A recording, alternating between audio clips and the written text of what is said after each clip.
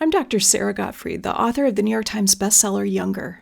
In my new book, I feature people who are aging impeccably, including my own patients, friends, and people I work with in my online courses. Alison is one of these friends. You'll find her featured in Chapter 3, page 117 to 118 of the book. This is my interview with Alison. I care most about feeling younger, I'd say. It's really fun to be able to chase after my kids and not get tired doing it, take the stairs at work and maybe get tired doing it. But I'd say it's a feeling of being able to wake up and feeling energized and excited for the day. It's the entire feeling. I usually like to be in my bed reading around like 9, sometimes earlier, but I don't want to admit that. But I love reading at the end of the day. I am like a classic introvert that can be very social, but needs to unwind with a book. So I have to build in that time before I can go to sleep. And then I like to have my lights off somewhere around between 9:30 and 9:45. And then my sleep is a little bit crazy because I have earplugs in, sleep mask on, and this, I didn't used to need that, but after having kids, I found that I became so much more sensitive to interruptions in the night that I just need to shut down completely. And it helps. I would like to get over 7 hours of sleep. 8's great, but it doesn't happen all the time. But that's how I wake up feeling energized, is from good sleep. We have different schedules, which worked really well for having children because he would take the night shift, I would take the morning shift. We say goodnight somewhere around like 9 o'clock or so, and he goes and does his thing. But that's why I wear the earplugs and everything else, because he's sort of coming and going, and he's a vampire. He's up, like I will wake up at 2 to get a drink of water, and I look over and he's up typing and doing stuff. But so I was about to comment on my eye mask, which is unbelievable. So it covers not just like your eyes, but your ears as well. So it's like an extra barrier. Wow. And I know only you would get excited about a sleep mask. But what's weird is my husband doesn't get it. And I've tried to explain that it is a kid thing, because he will say, you were never like that. And I thought by now it'd wear off. I have, youngest is 5, oldest is 11. I thought for sure that 5 years out, I wouldn't still be sensitive. So I'm actually curious if those female hormones ever stop, that sensitivity. Yeah, so I'm sort of wired to be a morning person, and I finally come to terms with that I do my best work in the morning, whether it's exercising or actually doing work. If I don't exercise in the morning, I won't exercise. Like after 10 a.m., I can't do it. My mind is going with all the other things I need to do, and by 3 p.m. or 7 p.m., I'm done. So I have to work out at some point in the morning. It's not fun getting out of bed at 5:30. Sometimes I wake up naturally, but usually it's a I use a fitness tracker to wake me because I like the vibration, and I don't want to wake up my husband.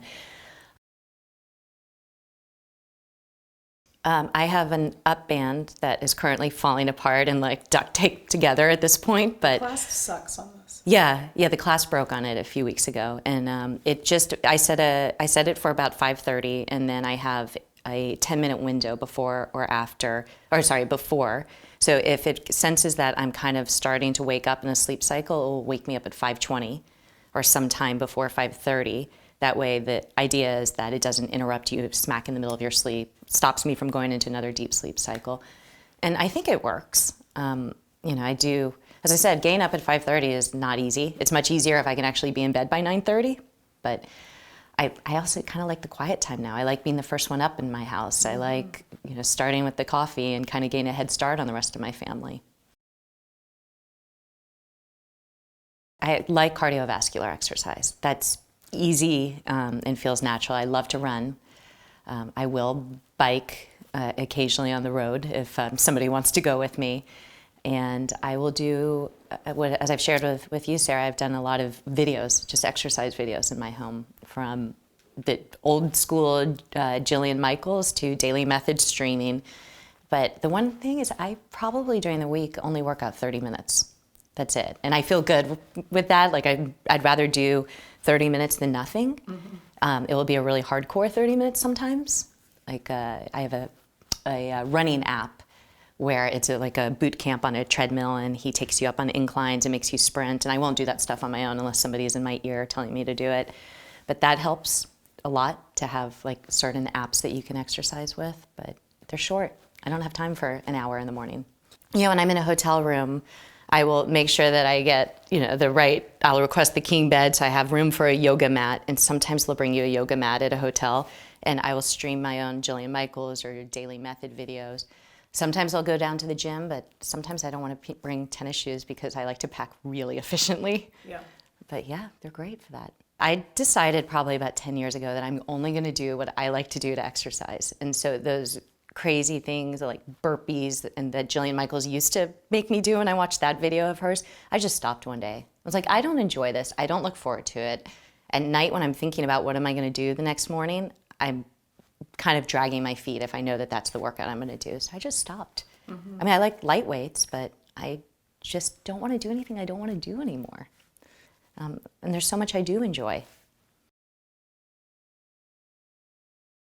I hadn't given much thought to it until probably my husband's grandparents are still around.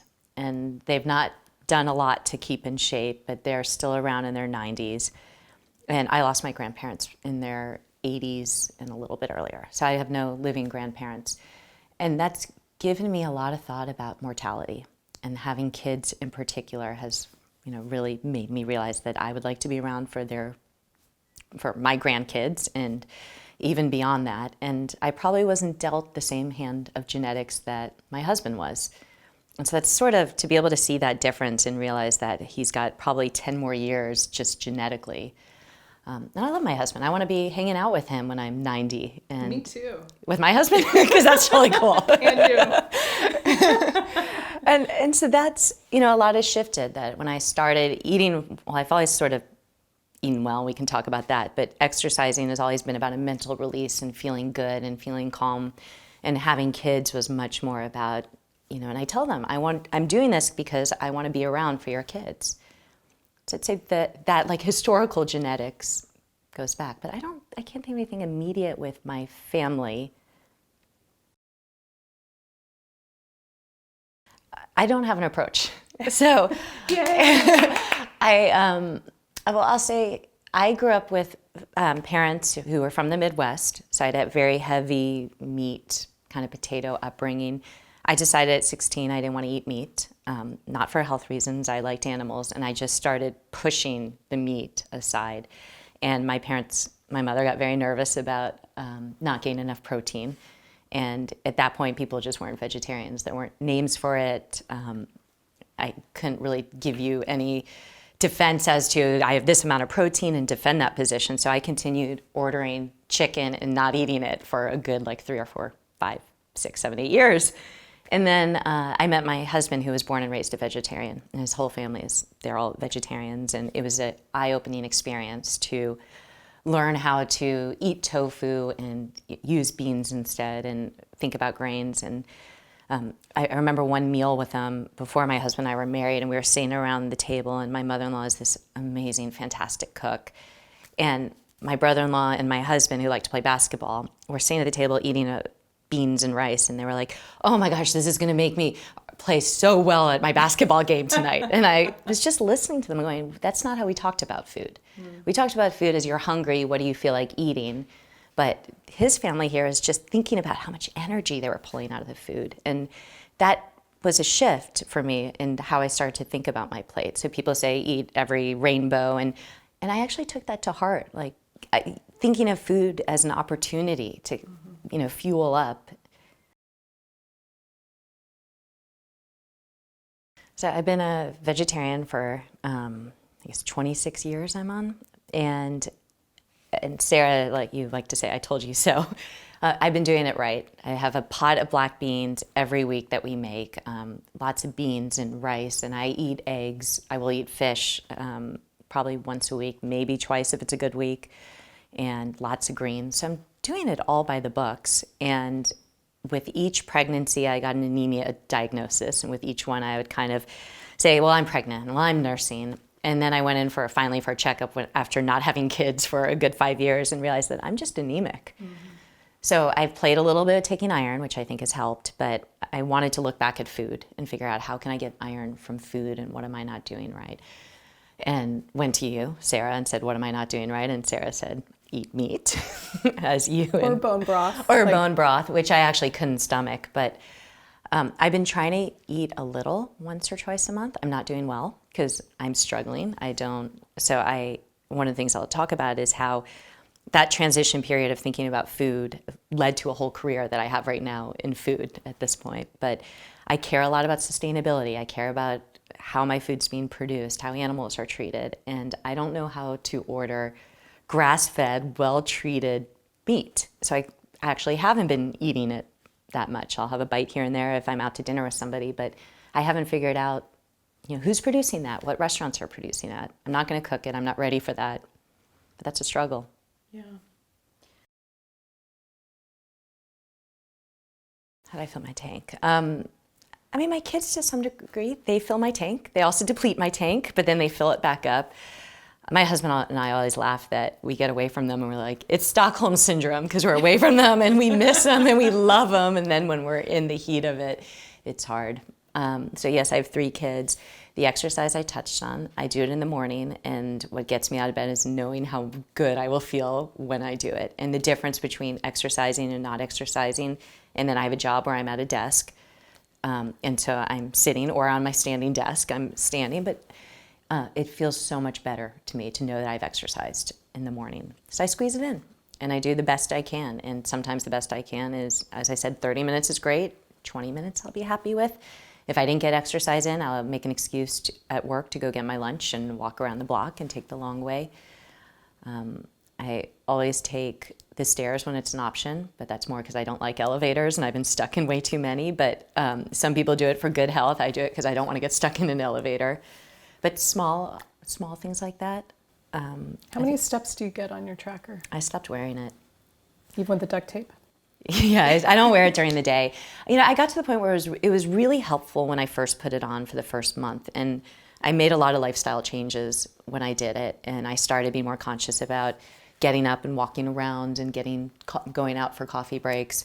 And then when I felt like I finally had changed those behaviors, I stopped wearing it. Yeah, you don't need it. It served its purpose. It did. And I adopted some of those habits and I became better about it. When I was wearing it, I would do things like, because I wanted to hit that 10,000, I would sometimes walk up the stairs and be like, I'm so close, which is a really type A thing to admit. Totally. And I'll also say that I'm not perfect. I will, if I had a late night, I won't exercise the next morning because I value sleep more than exercise. And I know that I cannot function on 6 hours. It hurts.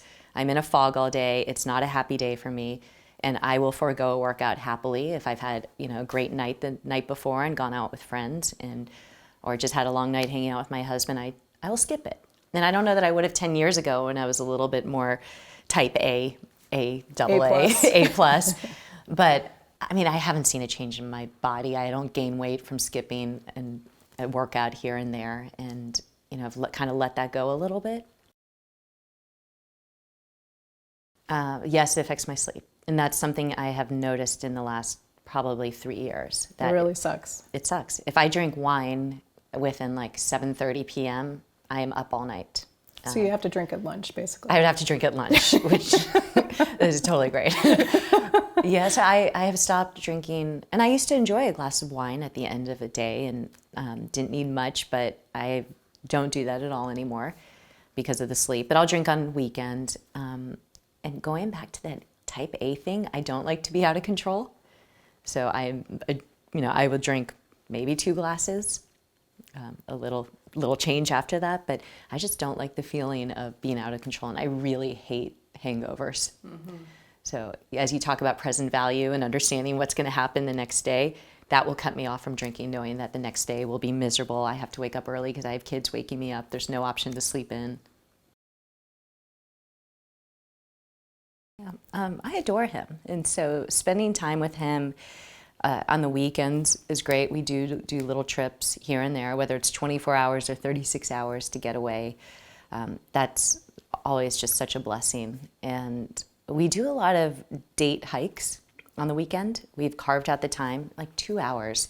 And something about getting outside together and being around trees kind of opens us up to real conversation, much more than going out to dinner, which we will do happily. But at some point, after having kids 10 years ago, we realized that we were getting more out of each other, being active and doing things that we love. And a part of that was just negotiating. Well, I want to run, I want to hike, I want to bike, and negotiating our childcare. And then at one point we said, why don't we just get the childcare? And we both can go. We don't have to negotiate this in our relationship. And that has worked really well for us and kept us connected. 3 things.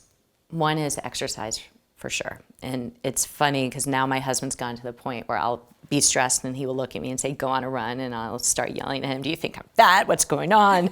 And then I go for a run and I come back. I'm like, oh, you wanted me to relax. So definitely exercise. Reading is such a release for me. And I mean, I love reading nonfiction, but to really release, I read a lot of fiction at night. The third thing is sometimes just saying it out loud. And I will say to my husband, and I know you have this, I don't want you to fix it, but here's what's bothering me, and let me list it for you. And then sometimes I'll say, now I want you to solve this one, and this one, and this one. And sometimes I'll say to him, I'm stressed about this. I know I shouldn't be stressed about this. Tell me I shouldn't be stressed about this. And for whatever reason, having him say, that's silly, and saying what I know in my head, but I can't feel and believe, that helps. So I mean, I rely on him a lot for that. Yeah, and I lean on friends as well. I definitely, and he can take only so much, and I know where his limit is, and I know I can tend to dwell on something, and I know that sometimes I'll get a different answer out of my friends that I'll like better, and I definitely rely on, my amazing group of girlfriends. So I know you wanted to talk about my genetic screen. And I'm happy to share that. So apparently I have the obesity gene, which is I think what got you interested in asking about my regimen, and I have to say that came as a shock.